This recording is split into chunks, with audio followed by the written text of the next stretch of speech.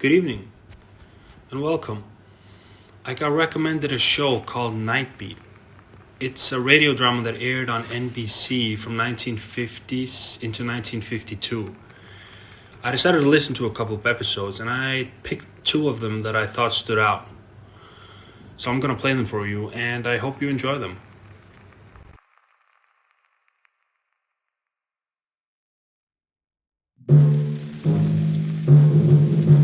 Night Beat.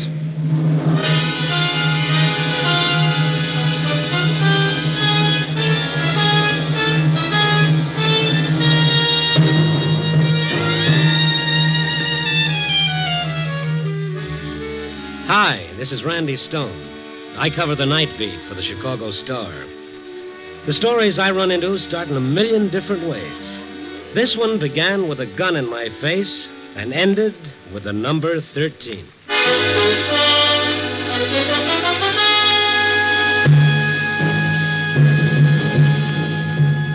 Night Beat, starring Frank Lovejoy as Randy Stone.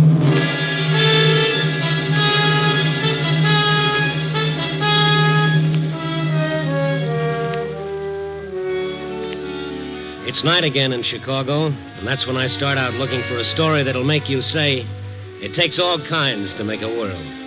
Yeah, it sure does. One by one, I passed them. That girl over there with her hair held tightly in place by a scarf. Each carefully marceled wave a hopeful assurance that she'll end up looking like somebody in a movie magazine.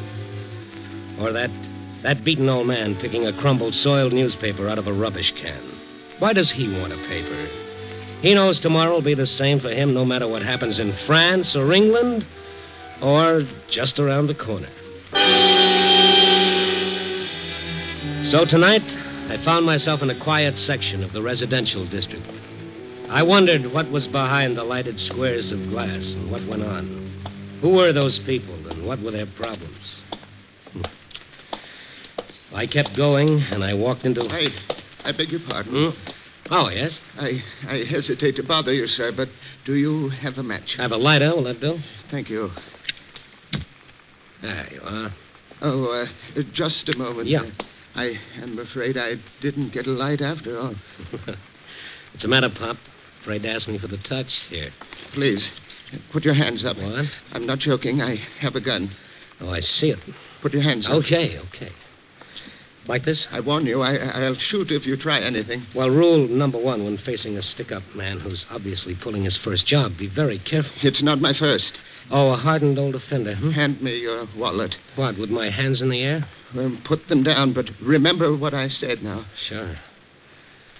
Why is a nice-looking old man like you doing this? Stop talking and hand me your wallet. All right. Here. Now turn around. Face the wall. And don't try to follow me. Pop, hand me the gun and tell me all about it. Don't come toward me. The gun, Pop. Now hand it over. We'll have a talk. Maybe over a cup of coffee. Stay away, I said.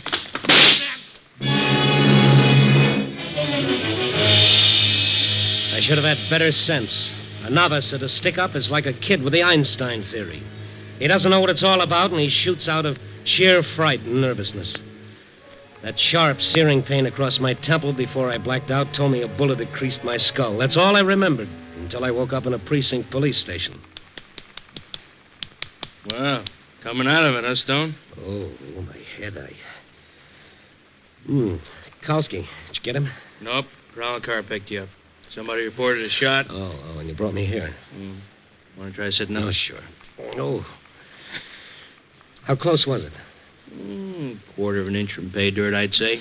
Kalski, you are now looking at a prize boob. Oh? Oh, yes. I tried to take a gun away from a stick-up man. You ought to have better sense. But this was different. I don't think he ever did it before. Guy has to start sometime. Yeah, but he, Want a description? That's what I'm waiting for, Randy. Man about 70. 70? 70. Oh, with a long white beard. Kalski, the man, was about 70. A little over 5.5 feet. Sure. Name of Rip Van Winkle? For all I know, it might be. When you find him, he'll have my wallet on him. Oh, and Kalski. Yeah? He's nervous enough to take a shot at anybody. Next time, he might be able to hold a gun a little steadier and on target.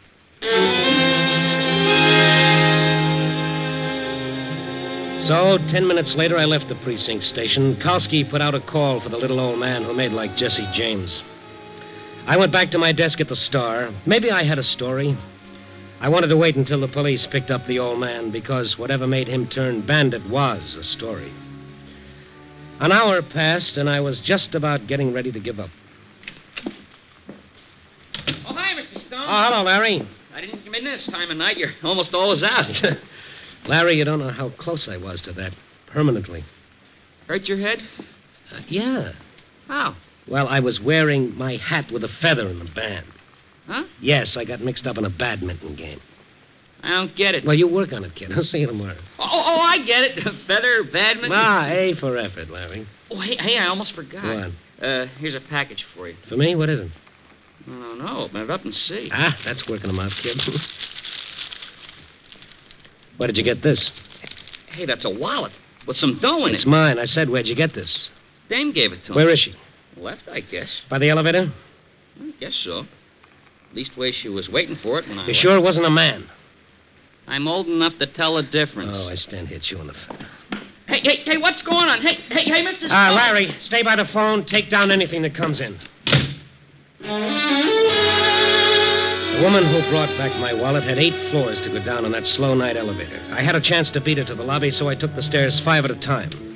And then I was in the lobby, but the elevator had beaten me down. I ran over to the night man. Well, hello, Mr. Stone. How are you? You didn't come down in the elevator? Yeah, how long you been down here? Oh, just a couple of seconds. A woman ride down with you? Yeah, from your floor. She go outside. Yeah. Hey, something wrong? Come on with me, will you? Why all the fuss? Would you recognize the woman if you saw her again? Oh, I guess so. Good. Now take a look both ways. Tell me if you see her.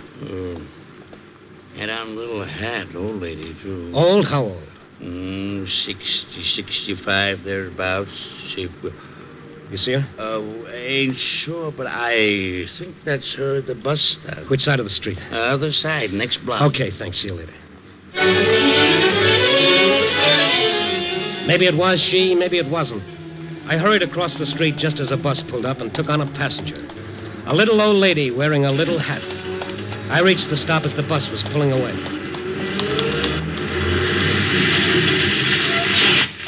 Hey, you always stick your head in front of buses like that, Buster? Yeah, I get results in rides that way. Yeah.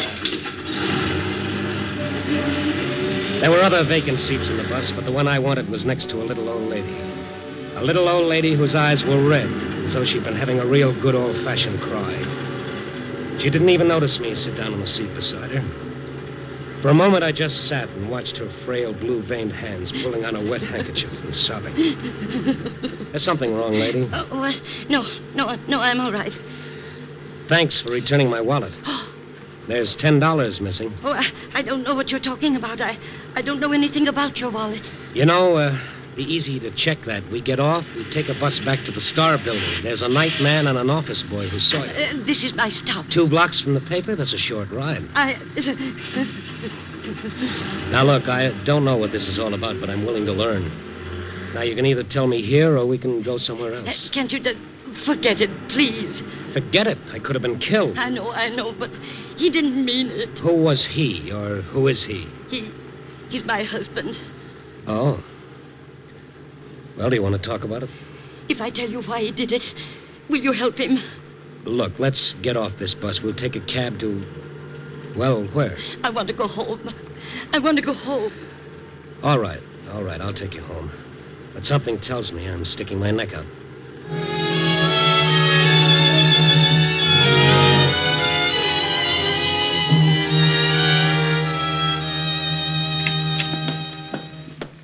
Will you sit down, Mr. Stone? No, not right away. Is your husband here? No. All right, let's have the truth, Mrs. Benson. Why did your husband hold me up? It was the only way he could get the money tonight. Well, why tonight? We need $200 by tomorrow morning. Oh? Then why return my wallet to me with over $50 in it? Why didn't he keep it all? He needed just enough to... Enough for what, Mrs. Benson? I want to show you something. Then you'll understand. Here. Look at these. Now, what are these? Look at them. Yes, I'm looking. Well, what do they mean? Figures, problems, pages of them, notebooks filled His with... system for winning at roulette. Winning it? Oh, no. For the last 10 years, he's done nothing but work on it. Well, there's always one of those, the big brain who can sit down and beat the little numbers that go around. Oh, please. Does he have any idea how many of these systems have put period to a lot of rosy dreams? He believes in it. Yeah, they all do. Harry's no fool. He's a brilliant man, Mr. Stone. He was a professor of mathematics. Was? Yes. But they said he was too old. Retired him. No other jobs? Nobody wanted a mathematician or a man almost 70. Yeah, but this gambling, he should know better. The odds are never with the player, only with the house. At first, it was just a hobby. He liked to work out the odds, and then when things got desperate, Yes, and now? we'll have the cent. And tonight he's going to play his big system. Where? I don't know. I told you, I don't know. Did he take the gun? No, he left it here. Well, that's one good thing, anyway. What will you do now? I don't know. And the police? They're looking for him already. Oh, get to him first, Mr. Stone. Why? He won't let himself be arrested like a thief. That's the last thing he said. He wouldn't let the police arrest him.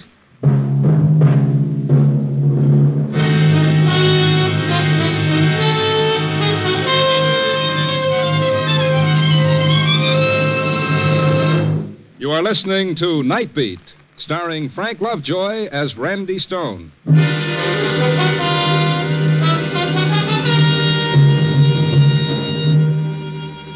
So there I had it.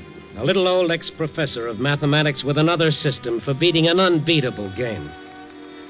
There's something in each of us that makes every individual believe he's different. The I can do better philosophy is human. If it weren't, we wouldn't have the Brooklyn Bridge, the better mousetrap, or the fellow who blinks his eyes in bewilderment and says, I thought I had it all figured out. Okay, I decided to go after Professor Benson. I headed for a spot where I thought I might pick up some information. What's in your mind, Stone? You said you wanted to see me. Yeah, just for a minute, Cully. Okay, what? How's the game going? Win a little, I lose a little. You want in? No, not tonight. Tell the truth, Cully, I'm looking for a bigger layout. Blue chips here are 500. How big can you get? Oh, some. But this is a private poker party. Yeah, I wouldn't want news of it to get Oh, around. don't worry, Cully. I did you a favor. Now, remember, give me a break in your paper. Okay, what do you want? I want to know where there's a roulette layout. Don't know? You get around.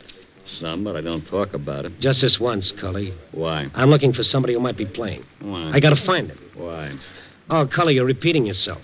Anything else? Maybe I'd do you a favor. This? No. Besides, I don't think there's a wheel in town. I think there is. Okay, you think. Now, so long, sir. All right. Oh, before you go, Yeah. if I were you, I'd make this the last stop. You ask funny questions, and you might not get such funny answers. It was the same in the other three places. And after hitting each one, I checked with the police, but Professor Benson seemed to have got himself swallowed up somewhere in the 1,000 square miles of Chicago. And then I was on my way again, trying to remember all the likely places until... Hi. Mind if I walk with you? Now, what if I did?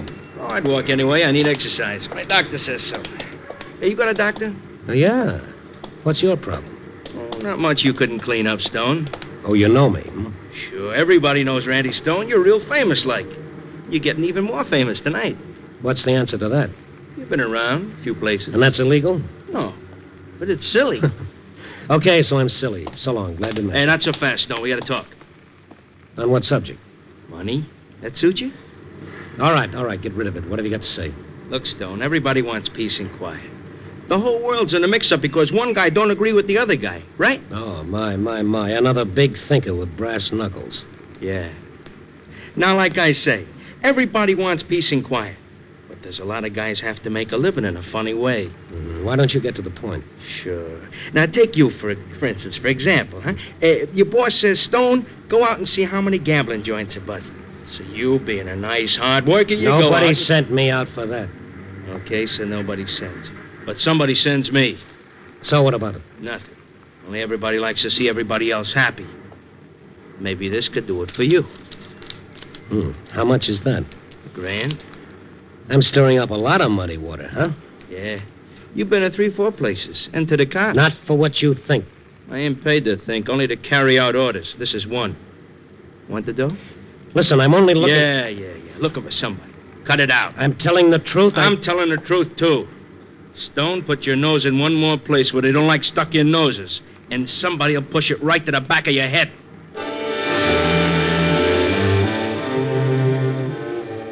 Sometime, somewhere, somebody said there's nothing like a quiet fireside, complete with pipe and slippers. But can you make a career out of it? For that matter, can you make a career out of a hold-up, a creased skull, and a nasty little hoodlum? Well, I was trying to. And just to find an ex-professor who had a very common disease. I can't lose-itis.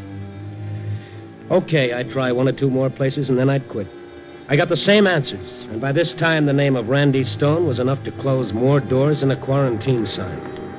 I was asking for it, and I got it. Stone. Huh? Here I am again. Oh, yes, I see. Okay, you win. Let's forget the whole thing. Just like that, huh? Over here, you guys. Brought some friends. I said you win. Let's forget it. Yeah, you was told. You didn't pay attention. Use your head, fella. Beat me up, and every newspaper in town will get the story. They'll really split things open. I got orders. Well, forget him. Go back and tell the guy... I got orders. Besides, you ought to be a good example to any other cookie who thinks he's a one-man vice squad. You guys close it. Now, listen to me. I'm not out to set up a knockover for anything. I'm hunting for someone. Don't go through that again. It's the truth. Max, start the ball rolling. You're an idiot. To think you could have had $1,000 instead of this. Hey, now your nose looks much better.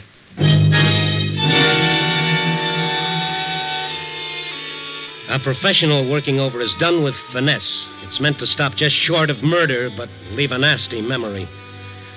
When I came to, I was propped against a building in the alley, and the world at that moment was a bad place. And I was mad, and my anger was for the little professor with his system. Now I really wanted to find him and turn him over to the police. But I couldn't find him the way I'd started out. No one to talk. No one except perhaps one person. One of those strange, pathetic creatures known as a stoolie. I cleaned myself up at the nearest washroom, grabbed a cab, and went to see him at a dirty, shabby rooming house. He was there. Look, Randy, you got yourself worked over already. What do you want from me, huh? Just a little information, Gus. Yeah, I know. Nobody comes to me except for that. Someday I'm going to buy a chicken farm and get out of this business. Yeah, now listen, you know everything that goes on in this town, within limitations. Yeah, I know plenty. But not everything. Well, most of it. I want you to find out something for me. Yeah? There's a roulette wheel somewhere. I don't know nothing. Oh, come on, Gus, come on. Randy, sir, help me. Hope to kiss a pig. Nothing. Don't be afraid, Gus. I'm not starting a cleanup. I just want to find someone. I know from nothing. For $50? Huh? $50. It ain't good, Randy. I done a lot of favors for the cops. They shoot square with me.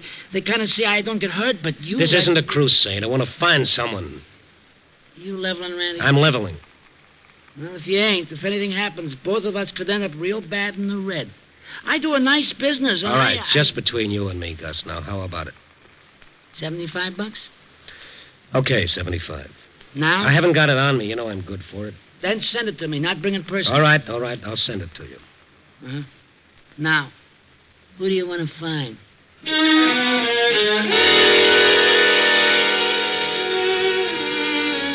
So I left it with Gus, and he arranged to call me at a pay station as soon as he learned anything.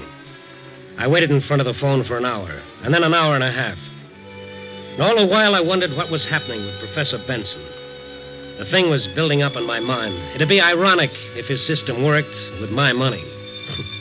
What would I do? What could I do? Whose money would it be? Then the call came through in the booth. Hello? Randy? Oh, yeah, Gus. Yeah, I got what you want, but you got to promise no knockover. No, I told you that. Okay. There's a little guy like you told me about. He's playing the wheel. Where? Remember the old Dixie Club? Yeah. Okay, there's a layout in the back. Everything from Pharaoh to one-armed bandits. All fancy. And he's there? Yeah. And Randy. What? You better get there quick. Why? What's the matter? This guy's hotter than a $2 pistol, and the boys running the joint are getting cross with him. All right. I'll see you. Now hold it, What? will you? You got to know how to get in. Yeah, that might be handy. How do I do it? Well, when you get to the door, just say, the name is McReady. See? Yeah. McReady.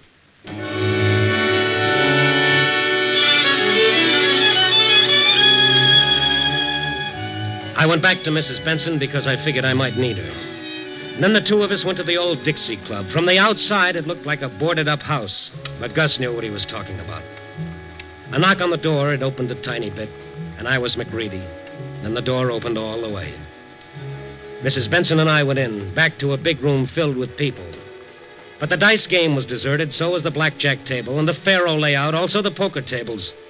But the crowd pressed in against the roulette table, around a little old man whose face was flushed and whose skin glistened with perspiration. In front of him was a huge stack of chips, and as Mrs. Benson and I approached the table...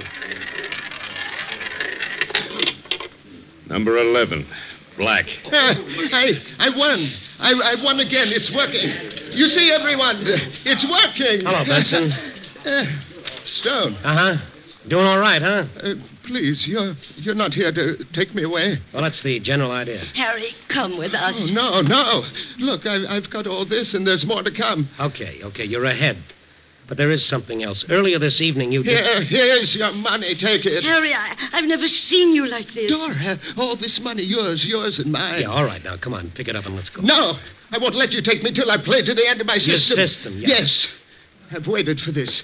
Waited till I knew I was right. Now you want to Take it easy. What's your trouble, mister? Are you speaking to me? Right to you. Who are you? I happen to run this place. Well, it's slightly illegal, isn't it? Who are you? I'll tell you. He's a newspaper man. His name is Stone, and he wants to Shut take up. me away. Stone, huh? How'd you get in here? I know a man named McReady. I wish I knew how you got to know him. I was introduced. Now, let's cut out the small talk. $5,000 isn't small talk. That's what he's into me for. Any objection if he takes it and leaves? I won't. You listen to me. Harry, don't you know what you've done tonight? Yes, I do. I've won for us. All right, then take it and leave. No, I said no. For 40 years, I gave everything I had to other people. What did they give me? A gold watch and a wonderful speech. But Dora and I couldn't eat the speech. Maybe if you spent over half your life in trying. Harry. All right, well, what do we do now? It's up to him. He's playing a closed table. If he wants to go on, all right. I do. That answer you, Stone? Now, what'll happen? What do you mean by that? Figure it out. I see. You know what could happen, don't you, Stone? Sure, I've met a few muscle boys already tonight. Could get worse. Okay. All right, Benson, it's your funeral. You've got $5,000 in front of you now. You can take it and leave, or you can play. Suit yourself. I'm going to play. No, Harry, no. I've got 2 more numbers, Dora, 2 more. Okay, place your bet, Benson. Yes. 27, red. $1,000. Will you take that much? I'll cover it. Go ahead. Harry, for the last time, don't. No matter what we say, he'll do it. Let him go. 27, red. All right, spin it. Sure. And be careful. Yeah, I'll be careful. Please spin the wheel. Harry. What's the matter? Nothing. Go on, spin it. Sure.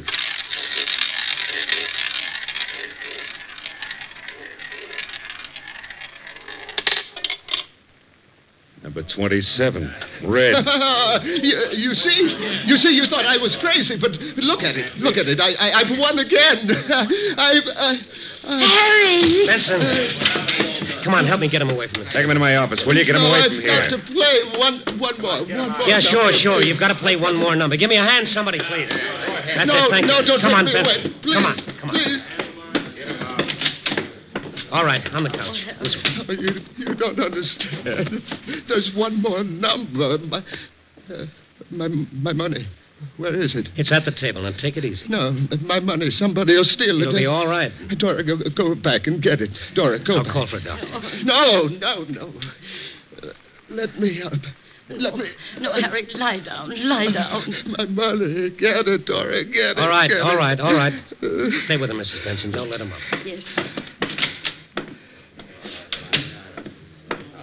Well, How much does he have coming? including the last spend, 41,000. Can you cover? I'll cover. All right, cash these. Wait a minute. Maybe he wants to play some more. He's finished playing. Cash these. Okay.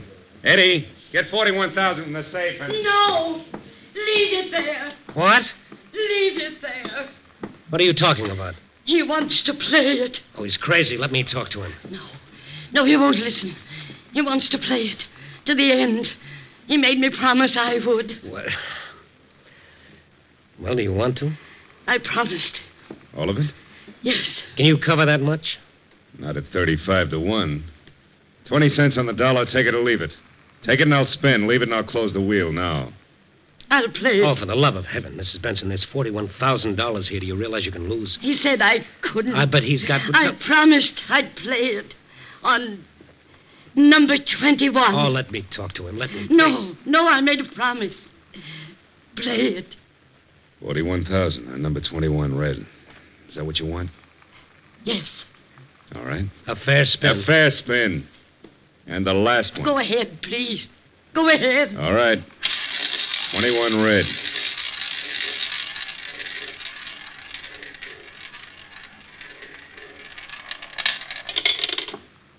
Number 13 black. How about that, fellas? Are you satisfied, Mr. Benson? Yes, I am. I didn't want it to win. I didn't want that money because it killed him. It killed him? Yes. Yes, he's dead. What? Oh, Mrs. Benson, Now, what can I say? Oh, I was so sure. And I lied to him. I lied. But I didn't want it. It killed him. You lied? No, you kept your promise. You played for him. Here. But his system, it's... Why, Mrs. Benson, you played 21. I know. And his last number was 13.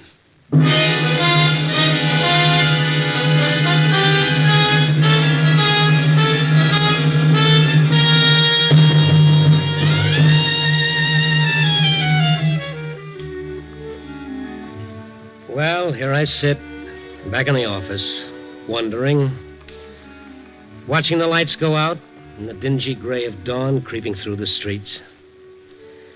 And somewhere out there is an old woman, a lonely old woman who could have had almost $50,000, but at the loss of something that no amount of money could buy back for her. The man who quit, well, he was ahead.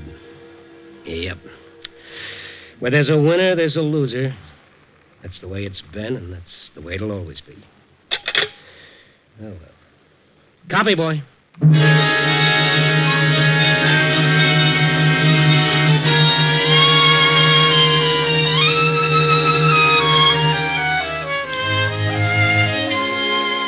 Nightbeat, a new dramatic series, stars Frank Lovejoy as Randy Stone. Tonight's story was written by Russell Hughes.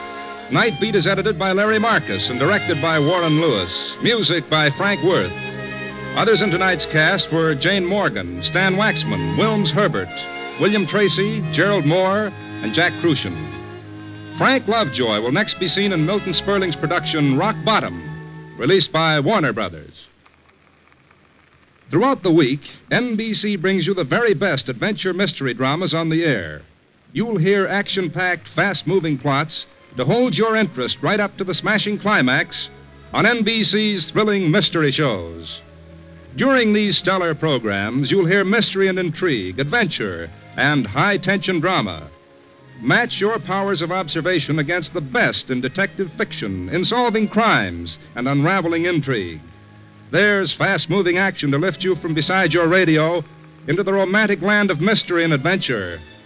These exciting dramas are as interesting as tomorrow's race results today, and you'll hear them every night over most of these NBC stations. Remember, if it's mystery and adventure dramas you're tuned for the best on NBC.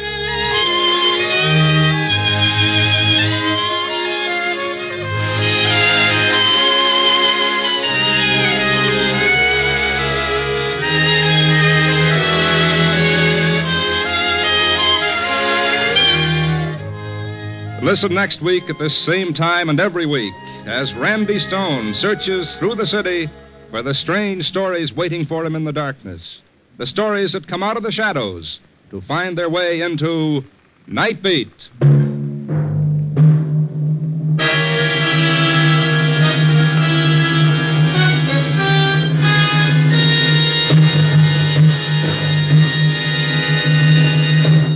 Now, stay tuned for Brian Donlevy as a soldier of fortune on dangerous assignment on NBC.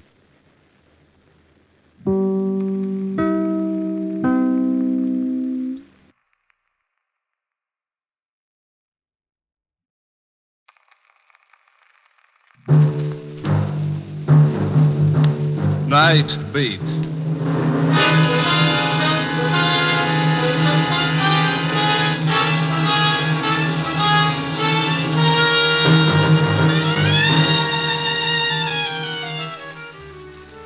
Hi, this is Randy Stone. I cover the Nightbeat for the Chicago Star. Stories start in many different ways. This one started, strangely enough, with the flame of a match, whose feeble glow lit up a lightened face in the darkness.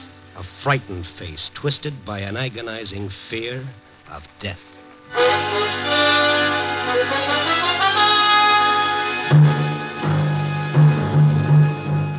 Nightbeat, starring Frank Lovejoy as Randy Stone.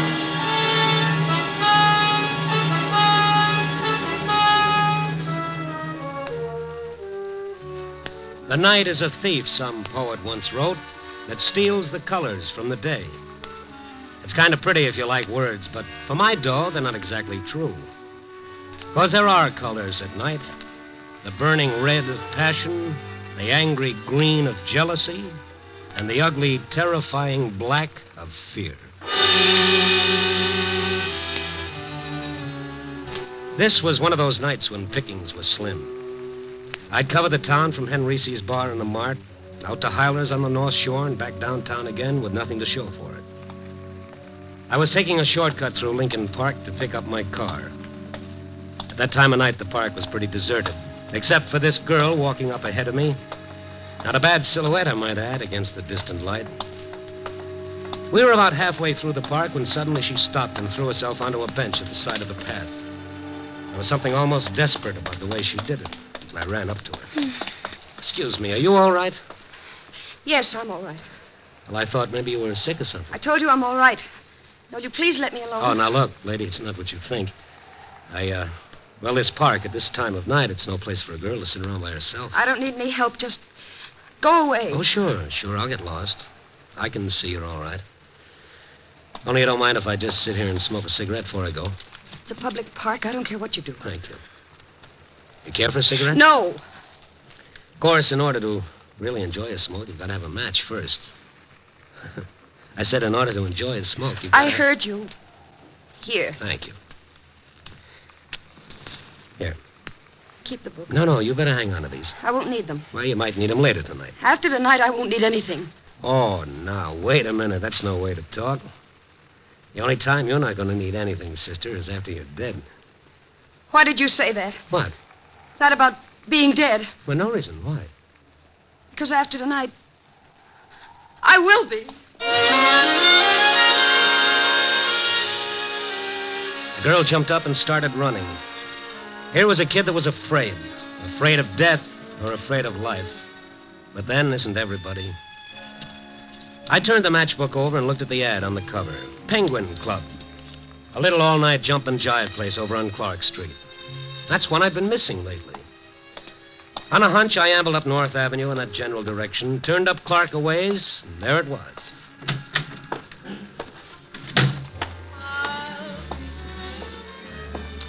It was good to get inside out of that wind. Check your hat and coat, mister? No, thanks. I'm just looking around. Can I get you a table? It's almost the end of the floor show. Well, anywhere in the back will be all right. Okay. The hat check girl, hostess or whatever she was, walked me through the bar to the edge of the main room. And then I stopped and really did a take. Out in the middle of the dance floor, under a little baby spot, singing in front of a 5-piece band, was Little Miss Desperate from the park. Nice voice, don't you think? Yeah. Who is she? Oh, that's Franny. Fran Fowler. Haven't you been in here before? Not for quite a few months. Of course, she hasn't got much experience yet. From out of town, hmm? Someplace over in Wisconsin. Not bad looking, huh? In everything. Hey, what's wrong with her? Gee, I don't know. I can't. Well, how do you like that? Come on, folks, come on. Let's give the little girl a great big hand. Nothing like a real sad song to wind up a real sad act, especially for a real sad tomato-type tomato. No. It's all in fun, so let's dance now. Come on, you lucky guys and gals. Get over here. Move around. Hiya, Becky, you got yourself a live one, huh? Hello, Tommy. This is Tommy Mason. Ain't he the one? Yes, he's quite the one, all right. Gee, Tommy, you sure covered up for Franny, all right. Never let down. Keep 'em going all the time. That's show business. You know how it is, mister. Oh, yes, I've heard. The show must go on. It's a new say. You gotta keep 'em laughing. Honest, mister, he's this way all the time. What a joker. Look, about that girl. Franny? Yeah, Franny. What seems to be the trouble? Well, that's hard to say, pal. Maybe she just found out she ain't no Dinah Shore. And she sure ain't. Tommy, you kill me. Seriously, fella. Fella, why would a girl break up that way in the middle of her number and start to cry? Could be she got a cinder in her eye. But just to make sure, I'll go ask her. See you later, Tommy.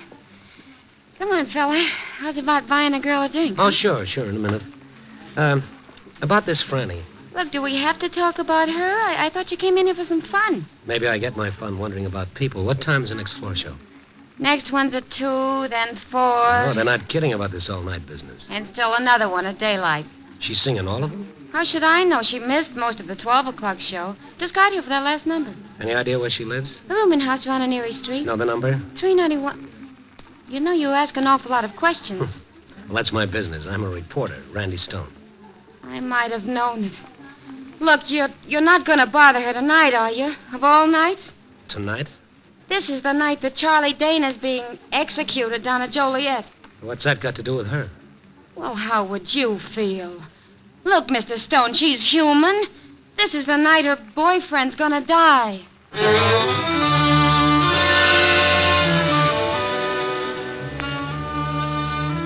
I went up to the front of the bar to a phone booth and called the paper.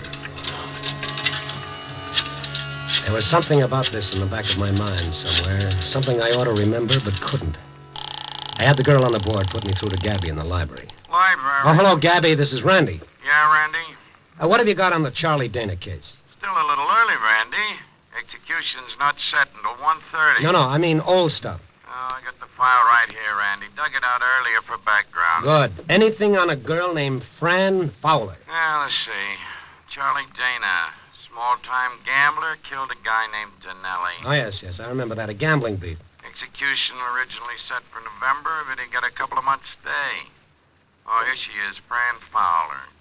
Singer in a nightclub, was supposed to be his alibi, but the DA blew her up on the witness stand. She admitted she wasn't positive about when she'd been out with the guy. Oh, yeah, that was it. I knew it was something. Anything more? Oh, details, Randy, details. Okay, Gabby, thanks. I'll catch up with you. Oh, Mason. Excuse me, were you waiting to use the phone? No, I was waiting to talk to you. Why, certainly, but this time, no jokes, if you don't mind. I'm expecting a headache. You're not funny, Stone. Who are you talking to? Well, isn't that kind of my business? Peggy says you're a reporter. Yes, of a sort. You were asking about Fran, where she lived? That's right. You gotta let her alone, see? You printed enough about her. Just a minute, Mason. Those are my lapels that you're hanging on to. Peggy shouldn't have given you Fran's address. I don't want you bothering her. I said let go of my lapels, funny man, or something's liable to explode in your face. Now, you stay out of my way or I'll ruffle that shiny hair. Where you going? See about a cinder in a lady's eye. You're not going to see her. I won't let you. Can't you see this whole thing's driving her crazy? Tommy, believe me, I'm not interested in harming her or anyone. I'm just a guy trying to do a job. Now, if you'll step out of my way... You're not going there. I won't let you. I won't let Sorry, you. but you asked for it.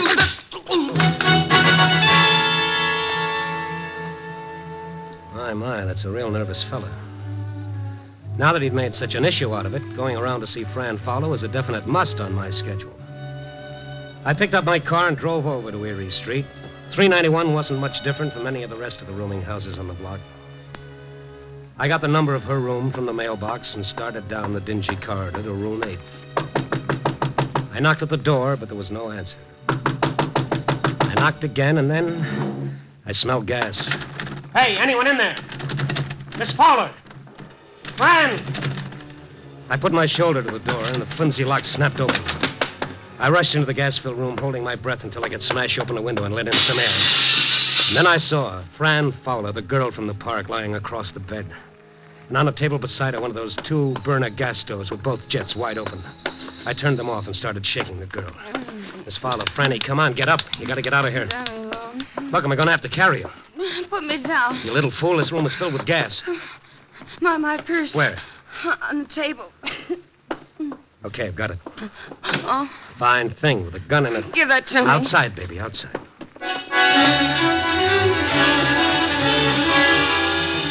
It was 6 seconds flat when we hit the sidewalk in the fresh air. I put Fran in the front seat of my car and then ran around and climbed in behind the wheel. I headed out to Sheridan Road along the lake. The cool, clean air felt good in my lungs, and I could see Fran drinking it in, realizing now how close she'd been. I didn't make her talk until we were a long way out of town. Then I pulled over to the beach side of the road and killed my motor. We, seem to keep bumping into each other in the strangest places tonight. I guess I should say thanks. No, not at all. I'm the one who should say thanks. I still haven't returned your matches. Please don't make fun of me. No, I'm not. You see, I know now who you are. Charlie Dana's girl. Why don't you say it? In my book, you're just a kid I met in the park. What time is it? It's 1:45. Then... Yes, it's probably all over by now. Like me to turn on the radio and... No. No, I don't want to hear about it. You must love him an awful lot. Love him? I despise him. But still you were willing to alibi for him on a murder charge? I wasn't. I told him I wasn't sure of the time I was out with him, but he made me say it was the exact hour when the man was killed. Didn't you realize you might have been perjuring yourself? I didn't lie. I just didn't remember. It might have been like you said. When you're not sure, what else can you do? Yeah. How'd you happen to get mixed up with him? I didn't know anybody when I first came here. I was lonesome. And he was nice to you. He was. A lot more decent than most of the men who want to take you out when you're working in a club. Then why do you hate him now? I didn't know what he did. A lot of people gamble. I didn't think too much about it. Then we got to going out evenings between shows at the club on my nights off. And the killing happened when you and he were supposed to have been out someplace together? That's what he said. He wasn't arrested until a few weeks after the trouble. I couldn't remember if I'd been with him during that particular time or not. Well, it's all over now. You did what you had to. That's about all any of us can do. But you gotta forget about it. Put it out of your mind. There's nothing more to worry about. Oh, that's just it. You don't understand. There is. What are you talking about? He promised. He promised, and I know he'll keep his promise. Promised what? I want to see him in prison. In the death house? I had to. I wanted him to understand, but he said I tricked him. What, by telling the truth on the witness stand? He said I double-crossed him, but now he didn't care. Why would he say that? He said he didn't care because the night he died, I would die. And I'm afraid.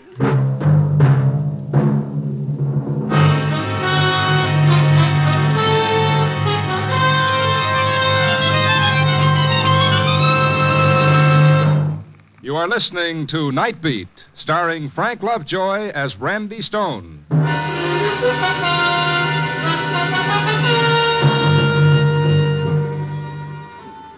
This was real. This was no act. The sound she made would tear you to pieces, like some pitifully frightened animal who'd lost everything in the world. I let her cry it out. After all those months of strain, she'd have to get it out of her system. He said the night he died, I'd die. Sure. So you were scared. Who wouldn't be? But don't you see, that's just a cruel boast made by a cheap hoodlum who's trying to hurt you, make you feel responsible for his own plight. But he meant it. I know he did. Well, maybe he did at the time, but you've got nothing to worry about now. You had nothing to do with it. He paid for his own crime. Now he's dead, and you're still alive. He'll keep his promise. How can he? He's dead. I know you think I'm crazy. No. But has anyone really tried to harm you? Oh, but this wasn't the night he was supposed to. Yes, I know. The execution was originally set for November. It was that night in November. I hadn't been afraid before. I thought it was like you said, because he was bitter. But all that day I was upset. I told him at the club I couldn't work, and late in the afternoon I got a note from Peggy saying why didn't I go out to her cabin at the dunes for a couple of days.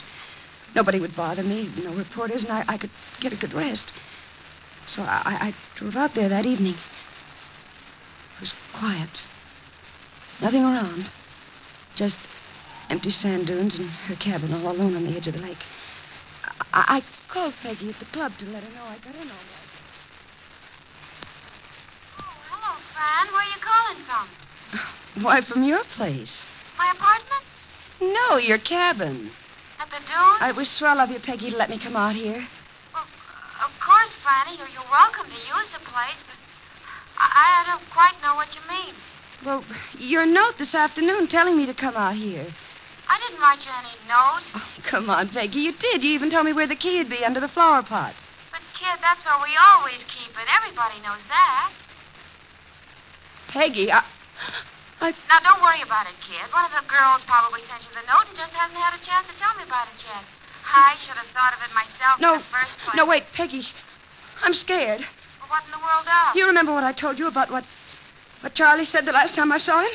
Prison? It was about tonight that he said when he died. Cut it, Franny. Now cut it before you drive yourself Peggy, back. I'm all alone and I'm scared. I don't know what to do. Franny, you gotta hang up right away. You shouldn't be out there all alone tonight. Get in your car and come back to town as fast as you can. I'll wait for you here. All right, Peggy. All right. I hung up the phone and ran out of the house to my car. I turned on the ignition key and stepped on the starter. It wouldn't start. My car wouldn't start. I looked at the gas gauge. Empty.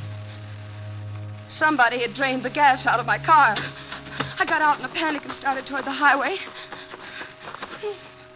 But there was a car out there, parked behind a big sand dune. I turned and ran back to the house. It was like some crazy, frightening nightmare. I didn't know what I was doing, but somehow I managed to get inside and lock the door. And then suddenly I was at the telephone. Operator?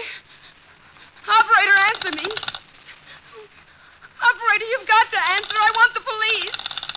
Operator, please help me. Someone. Operator! It was no use. The line was dead. While I was outside, someone had pulled the wires away from the wall. Crawled over to the window. Looked out to the highway. There was a car out there.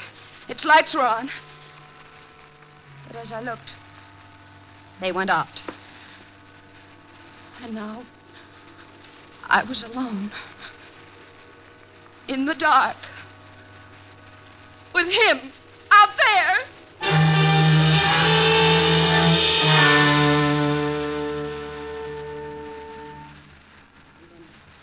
I must have passed out. When I came to, it was morning, and Peggy was there. She and Tommy had driven out after the club closed to find me. But you see, you didn't die that night. But neither did he. Could have been your imagination, you know, this man in the car. No. The news about this day of execution was on the radio. The man in the car must have heard it and gone away. Did you call the police? They didn't believe me. Just because I'm a nightclub singer, they said I was trying to get publicity. How about the car not starting and the telephone being dead? According to them, my car was just out of gas, and I must have pulled the telephone wires off the wall myself.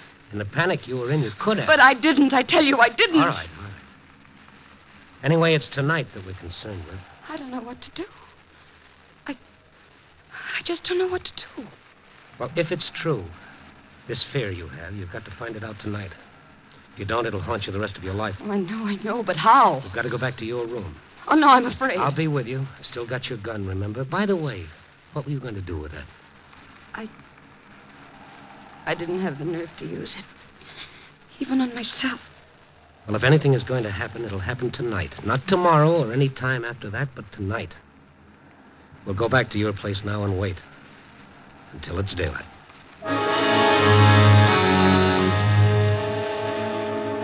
I drove Fran back to the rooming house on Erie Street. There were no lights on anywhere in the building. We tiptoed down the empty corridor to Fran's room, listened at the door a minute, and went in. The door closed all right, but it wouldn't lock. I must have sprung it when I forced the door. We settled down and waited. For what? Once I thought I heard steps on the sidewalk far out front. It was that still. And then I did hear steps, slowly coming down the hall. There's someone in the hall. Keep it down. He stopped outside the door. Don't move. Who's that knocking at my door? Who's that knocking at my door? Who's that knocking at my door?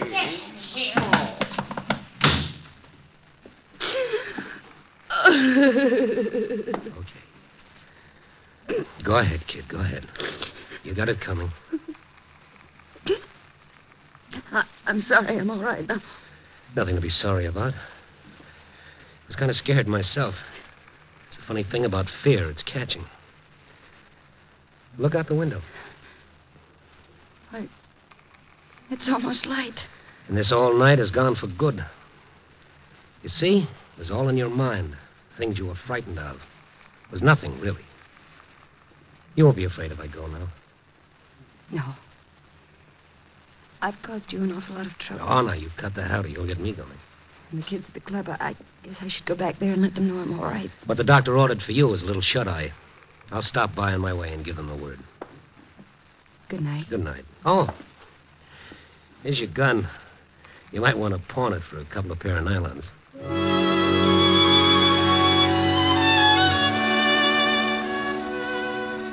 Yes, a real nice tomato-type tomato, as the funny man at the club would say.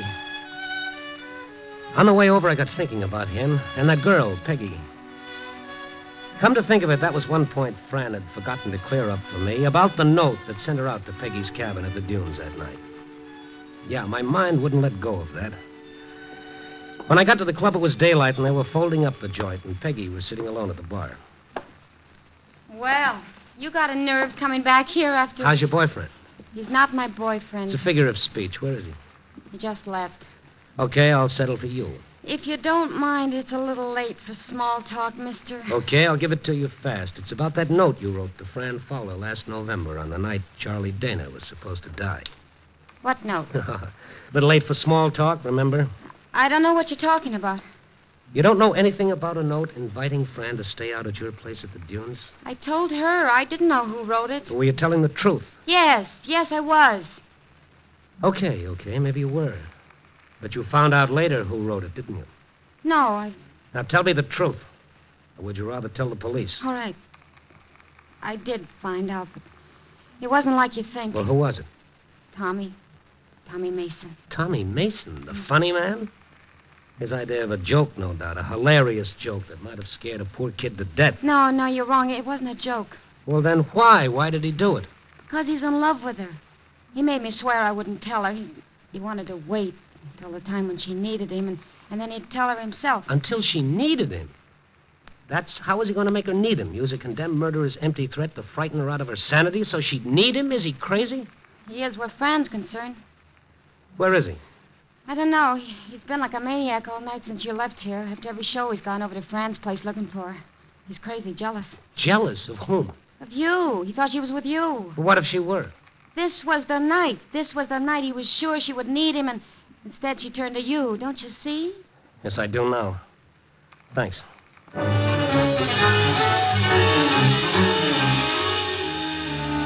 It was only about a half mile to Fran's, but it seemed more like 20 miles until I turned off Clark up Erie Street and slammed into the curb. There was no one on the street. I was hoping he'd walked and I'd pass him on the way, but there was no one. I ran down the narrow hall, not daring to think what I'd find, and I flung open the door. Are you alone? Well, you frightened me. Are you alone? Well, yes, I've been sitting here since you left. I'm too tired to undress. Come on, let's get out of here. Grab your coat. But Never mind. I'll tell you on the way. I shoved Fran out the door, and we started cautiously back down the hall. We got about halfway when I grabbed her arm. The front door was opening slowly, and a man made a dark silhouette against the gray light of the dawn. It was the funny man. The man with the slick, shiny hair and the permanent smile and the fast jokes. Only the smile was gone, and he had a gun in his hand. Keep coming. Keep coming. We started towards him slowly. Tommy, it was you? You who were going to kill me? You didn't know. You didn't know that I had a heart, too, just like Charlie Dana did. Tommy, you never told me. You never let me. You didn't need me. You would have laughed at me like you laughed at my jokes. It couldn't have been you at the dunes that night. I followed you out there. And then drove back to the club. No, Tommy, no. You were lonesome, but you didn't need me. You needed Charlie Dana. I thought if you were afraid, you'd need me. And then you were afraid, but still you didn't need me. But I'd make you need me. I'd make you. Step by step, we moved closer. Keep coming. I could see his face twisted with jealousy and hate, his eyes wild, as though a spark might make him explode. And tonight, when you were afraid and should have needed me, you didn't. You turned to him. Tommy, please. But now you need me. Now that I have my finger on this trigger, you need me more than you've ever needed anyone in your life. You need me. You need me, Franny. You need me. Say it. Say you need me.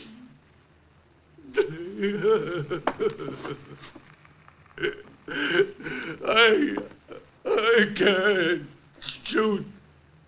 I can't shoot. He started to shake, and I ran forward and grabbed his gun. Look out! Drop it. It's all right. I've got the gun. I can't. Is he hurt? Not to what he will be. Get up, funny man. No. Don't be too hard on him. He didn't realize. No, I guess maybe he didn't. It's funny, isn't it? You never really know what's going on in some of the best combed heads.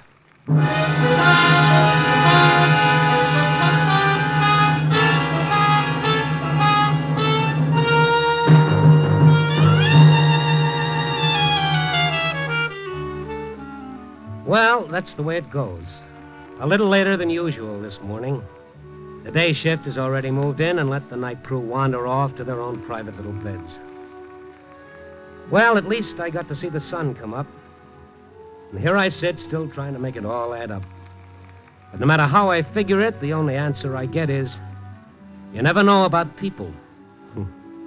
But bless them, maybe that's why we love them.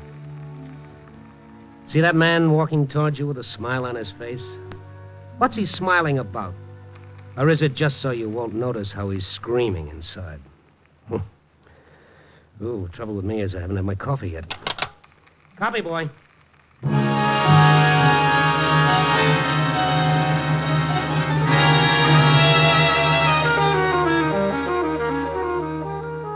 Nightbeat, a dramatic series, stars Frank Lovejoy as Randy Stone. Nightbeat is edited by Larry Marcus and directed by Warren Lewis. Music by Frank Worth. The part of Fran was played by Joan Banks. Paul Dubov played Tommy. Others in the cast were Georgia Ellis, Ken Christie, and Carol Richards. Frank Lovejoy will next be seen in Milton Sperling's production Rock Bottom, released by Warner Brothers. Throughout the week, NBC brings you the best adventure mystery dramas on the air. You'll hear action-packed, fast-moving plots to hold your interest right up to the smashing climax on such thrilling programs as Big Town, Mr. District Attorney, The Big Story, and Dragnet, every week on most of these NBC stations. On Dragnet, you'll hear documented cases from the Los Angeles police files. The Big Story brings you true tales from the front pages of America's newspapers. Mr. District Attorney, the champion of the people, takes you through an exciting episode in the conviction of a criminal. And tomorrow night on Big Town, you'll hear crusading editor Steve Wilson crack down on the forces of evil. For the best high-tension dramas, hear NBC's great mystery and adventure programs.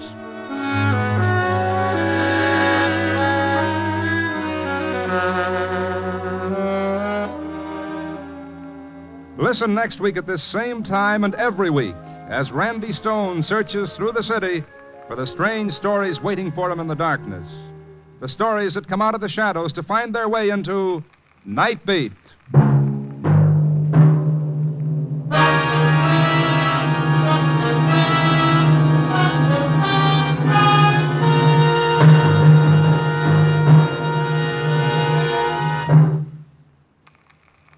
Now, stay tuned for Brian Donlevy as a soldier of fortune on dangerous assignment on NBC.